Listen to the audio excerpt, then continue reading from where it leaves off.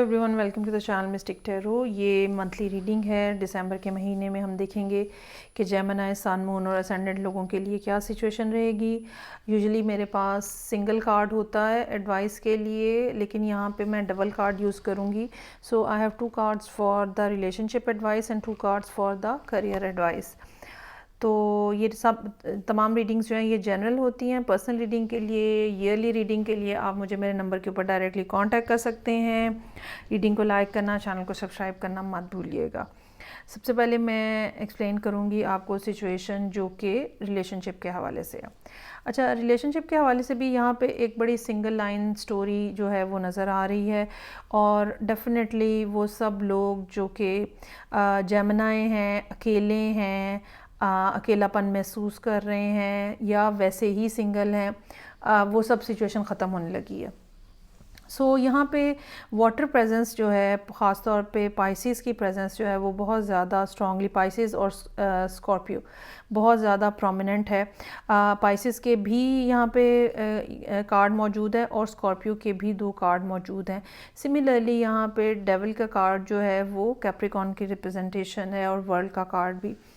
तो ये तो साइन हो गए, लेकिन जो सिचुएशन यहाँ पे नज़र आ रही है वो ये है कि आप बहुत ज़्यादा कोई ऐसा पर्सन, जेमिनी वो लोग हैं यहाँ पे जो कि इस टाइम पे बहुत ज़्यादा अकेले हैं, बहुत ज़्यादा तन्हा हैं। फाइनेंशियली उनकी पोजीशन जो है वो नज़र आ रही है, लेकिन एक इमोशनल पोजीशन जो है वो बहुत ज़्यादा खाली सी है। और इसकी वजह क्या है कि पिछले काफ़ी अरसे से आप अकेले हैं। ये भी हो सकता है कि कोई आपका सीक्रेट रिलेशनशिप है लेकिन अब आप उसको ओपन करना चाह रहे हैं। ये भी हो सकता है कि जिनके साथ आपका रिलेशनशिप है पिछले कुछ अरसे में उनके साथ सूरत हाल आपकी सही नहीं रही, और कोई ना कोई मामला जो है वो सीक्रेसी के हवाले से बहरहाल नज़र आ रहा है, ख़ास तौर पे पिछले 2-1 महीनों के अंदर। मून का कार्ड यहाँ पे मौजूद है।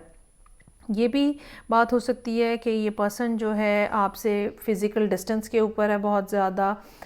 ये भी एक पॉसिबिलिटी हो सकती है कि आप एक रिलेशनशिप को ख़त्म करके आए हैं, ठीक है, और एक चैप्टर आपकी लाइफ में रिलेशनशिप का ख़त्म हुआ है। Now you really want to start something new, लेकिन ये समथिंग न्यू जो है ये स्टार्ट नहीं हो पा रहा।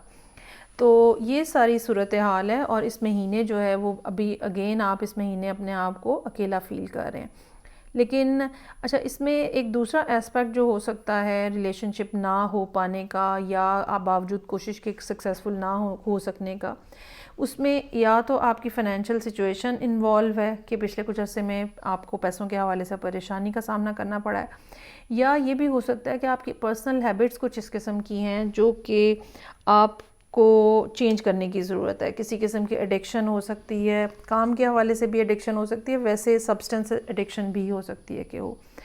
तो ये भी हो सकता है कि जो पिछला रिलेशनशिप ख़त्म हुआ है वो इस वजह से ख़त्म हुआ है कि आपको किसी किस्म की एडिक्शन थी। अब ये सारी सूरत हाल जो है वो चेंज होती हुई नज़र आ रही है। डेथ के कार्ड के साथ ऑल टुगेदर सूरत हाल के अंदर तब्दीली आएगी, बिल्कुल 180 डिग्री की।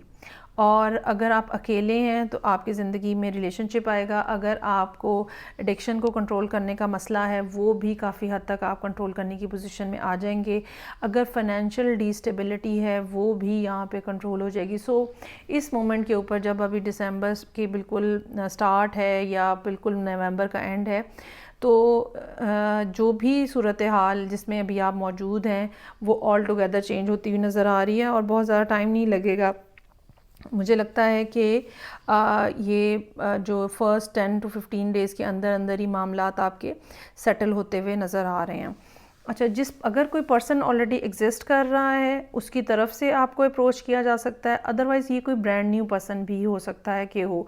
लेकिन जो जेमिनी हैं उनके दिल में कोई फ़ियर भी मौजूद है 5 ऑफ सोर्ड्स के साथ। जैसे आपको ये लगता है कि कोई आपको एक्सप्लॉइट ना कर ले, जैसे आपको ये लगता है कि आपको धोखा ना दे दिया जाए।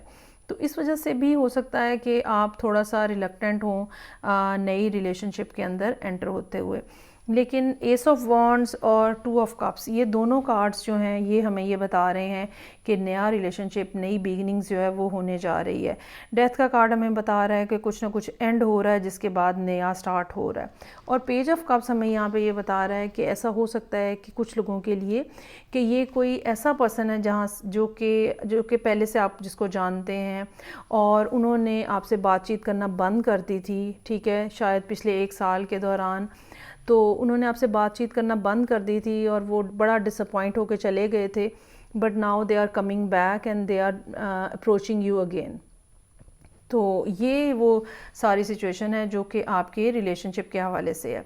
यहाँ पे जो एडवाइस के कार्ड है उसमें पहला कार्ड है conclusions are within reach, यानी कि ये बहुत ज़्यादा टाइम नहीं लगेगा। विद इन दिस मंथ जो है ये सारी चीज़ें जो हैं ये कंक्लूड हो जाएंगी, ख़त्म होने वाली चीज़ें भी और नया स्टार्ट लेने वाली चीज़ें भी।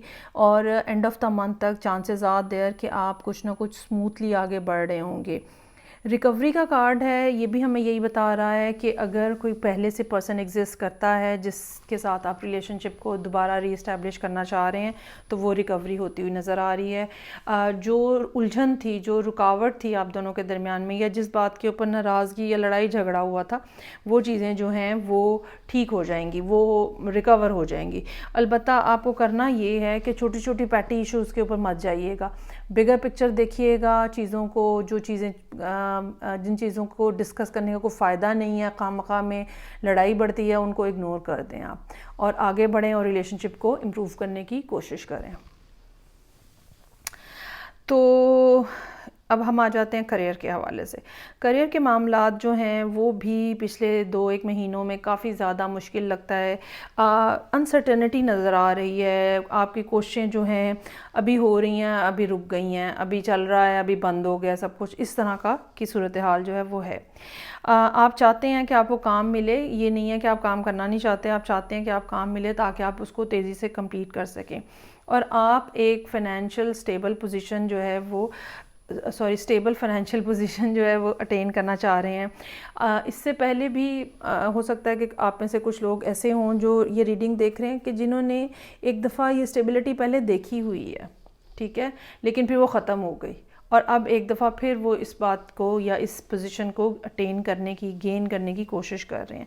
सो जितनी रुकावटें हैं, जितनी डिस्टर्बेंसेस हैं, जितनी अनसर्टेनिटीज़ हैं, बेसिकली मून के कार्ड के साथ एसोसिएटेड जितनी चीज़ें हैं वो डेथ के कार्ड के साथ जो है वो ख़त्म होती हुई नज़र आ रही हैं। नए अपॉर्चुनिटीज़, नई पार्टनरशिप्स मिल रही हैं, नई ऑफ़र्स जो हैं वो नज़र आ रही हैं।